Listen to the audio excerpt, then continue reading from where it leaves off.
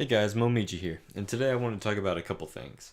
So I don't know if you heard of this coin, but I believe they just pulled an exit scam, and it was called Confido. The main idea behind it was that it was a peer-to-peer decentralized escrow service. Now I thought the idea behind it was pretty nifty, so you download an app, you load up your account with Bitcoin, Ethereum, Litecoin, or your Confido token, or coin I guess, I don't think it was a token, but anyways, you're able to purchase products from users and you would have a 0.7% fee with every crypto except for Confido, which had a 0% fee. And since it was escrow, you didn't have to worry about not receiving your product, and you're just sending your coin to someone and never hearing from them again. So let's say, for example, you wanted to buy a 1080 for $500. So you contact the seller, and your coins are held in the app's escrow service. The seller proceeds to get a shipping label with your address, and they confirm it with you, send pictures and everything. You say, yes, this is my correct address and all that. It can be a drop house, it can be your own house. It's whatever you want. And so then the app required you to, required the seller to report the tracking number and send a photo verification of the shipping label and all that, where they checked it against the actual shipment. So, they're not just sending it off to a friend of theirs or something, and you're getting ripped off because, oh, well, UPS or FedEx said it was delivered, and then I'll get my money in 24 hours when that never really happened because the app was checking, oh, well, you said this, but you sent it here, so the user's going to keep their funds and you just lost out money for shipping it to some other person. So I thought it sounded good, It's like that prevents people from just shipping empty boxes. Well, for the most part, people are still going to try it. They're going to try anything they can to scam it. It happens with different companies all the time, video card companies. It happens with companies like Coca-Cola where they say bad products and whatnot. It's a whole mess. It happens with laptops, hard drives. The list can go on. I'm not going to go into that too much. But I thought it sounded good, it helps prevent them just sending money. Like you send money and then they get it and you're left with an empty box.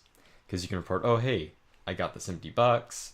Or, the box was wet when I opened it because they used dry ice or something.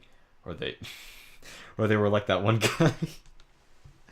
I'm sorry, there was a story last year about a guy who just filled it with regular ice and it all melted, and he wondered why they were handing the box back to him because all the ice melted, and yeah, the box basically fell apart. So I mentioned Confido to a few friends. I found out about it yesterday, and I told them don't put anything in it just yet. I wanted to look more into it. I wanted to see who was behind it and what they were doing. And from what I read, they had some explosive growth after their ICO. And about 20 minutes after I found out about them, I was just reading through their white paper. I was like, oh, 50 cents, that's not too bad. They saw a little 14% drop. It's like other coins were having that as well. So I didn't really think anything too much of it. I didn't buy any of it. I just saw that price. I'm like, oh, well, it's understandable. It's like 50 cents. And then as I was going through the white paper, I'm like, hold on. I'm going to go and check the price again because I like checking prices a lot. And it said the price was down like 80%. And I was just sitting there thinking, 80%? And my next two ideas were, how big were these whales that they allow in the ICO? And could this have been a possible exit scam? And I believe, yes, that either one of those could be true. Now, I was wanting to actually interview them. I know I still have coin reviews to do. I've promised I promised to do them about a month ago. I've been procrastinating. I know I'm still gonna do Zcoin. I might pick up Corecoin. Right now they're kind of slow. They're lacking a little bit. I still believe that they're gonna pull through. I just won't be doing anything on them right now. So Zcoin, I'll be doing that soon here. I'm about to purchase more Bitcoin. I'm going to pick up some EOS, and then I'm going to buy some Zcoin. But yeah, like I said, I was going to try to interview Confido. I was going to see if I could contact him, get on Skype or something, and we have a live interview. And after, of course, I looked through all their LinkedIn profiles and make sure they were who they said they were. confirm where they worked before in the past, and they just turned up belly up. So that it kind of hurt. I mean, I was looking forward to it. I thought it was an interesting product. I've seen a few other products and ICOs like this. Are they scams as well? I can't say. But I would say Confido had pretty. I mean, they could have done it. They had plenty of money, and then they claimed that they had a legal issue the other day. Yesterday, after the price dump, they're like, "Oh, well, we had a legal issue, and yeah, all our funds are locked up and all that." See, guys, we're still holding our 30%, and sure enough, their main wallets were still holding the 30%. I wouldn't put it past them that they had some other person sell for them, but I can't say anything about that. So we can see here they're down 95%. We check their Medium, their account's gone, their page is gone. We go to their Twitter, gone as well. This was their official Twitter page. I didn't really save any screenshots or anything when I was looking through it. I didn't think they were going to exit scam at first, but after I saw the announcement saying that they had trouble, it's like, okay, something's not right. So we have their Bitcoin talk forum, and this was blank not too long ago. So apparently these are still the people there, but if you click on it or whatnot, it still brings you back to their website over here where it is, 404, you can't connect to it. So if you're wanting to look into who it is, then these are the people. I don't know. I haven't looked into it myself, but I've heard that their LinkedIn profiles are deleted. So there's nothing we can really do about that. Possibly there is something we can do, but I'm not aware of it. I don't really use LinkedIn. I used it one time, and that's about it. Yeah, I was going to look into it. And it just sucks that they had to 404 like that and just exit scam us. So Reddit, their Confido, the subreddit, I was going through it. Yeah, there were a lot of troll posts I saw because someone posted the Reddit over on 4chan's business board or whatever. Yeah, their business board. Can't think right now. So they sent it. They posted it over on their business board, and everyone there was saying it was a scam back then, and they all came to the subreddit and were just posting memes the entire time. So I can understand them closing down the subreddit, but not so much the other things unless it was an exit scam. I figured because of all the memes, that's why Confido did that. And it just goes to show us that we can't trust ideas and websites alone. We have to trust the people behind it as well. And I'm not trying to spread FUD, even though I know this video is considered FUD. And I'm not saying all altcoins are a scam, or all tokens or ICOs are a scam, but integrity and due diligence is a must in crypto. We have to look deeper into this. We have to make sure people are who they say they are. They worked for who they say they worked for. We have to take these steps to make sure that we prevent things like Confido happening over and over again. And we also think that scammers wouldn't go to great lengths just to scam, because why would they go through so much effort if they're just going to run away with all of our money? And that's how it's working so well for them with crypto, like BitPlay, BitSolid, BitPetite, the list goes on. Yes, I was in BitPetite.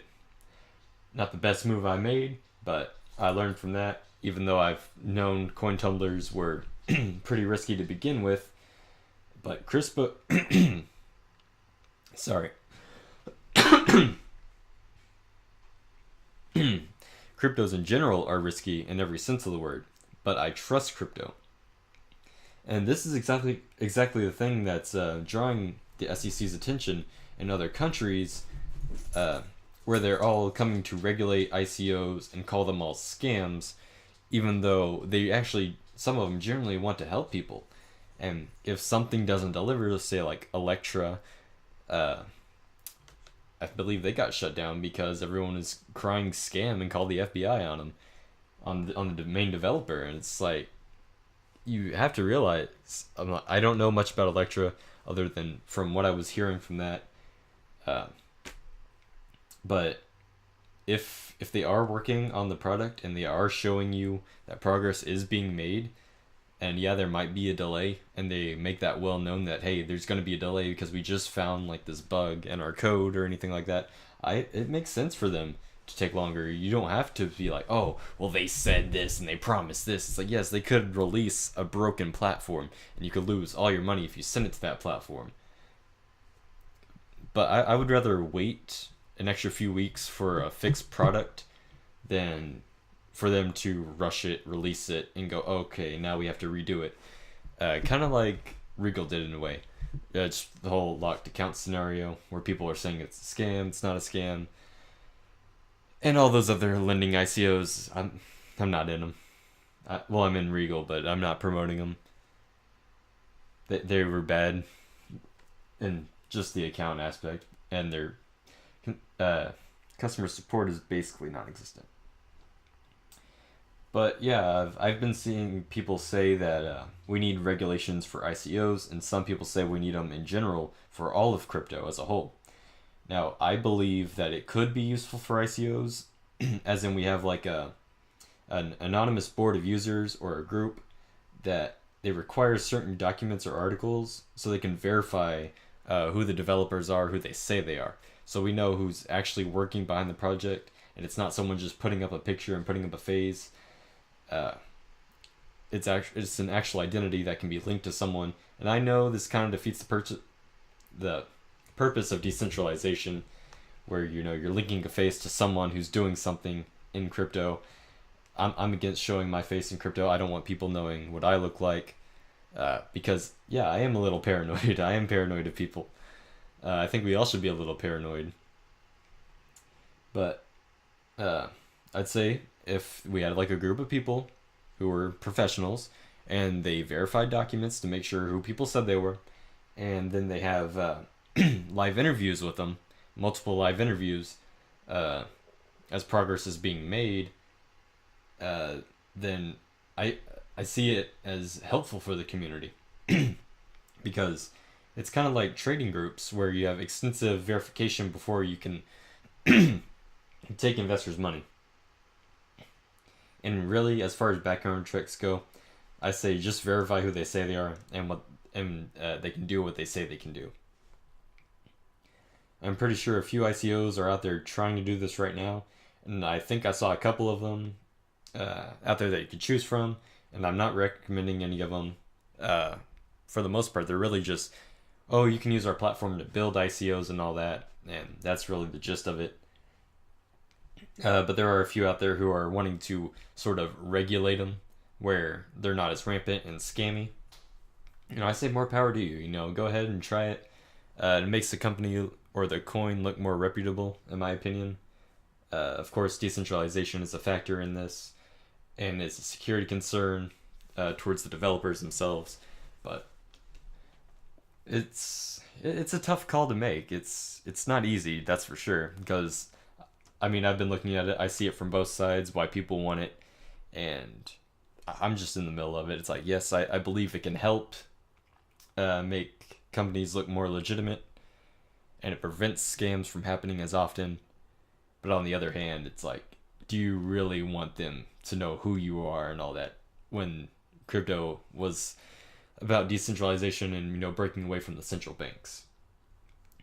Anyways, that's all I have to say this time. So, as always, stay sharp, stay diligent, and please do your own research. I can't stress that enough. All crypto is risky. We're all making a risk here.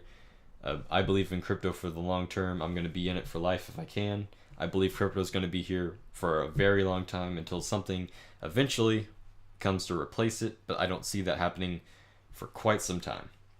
So, make sure you hedge your bets the best that you can so you don't get screwed over, and I'll see you guys next time. Have a good day.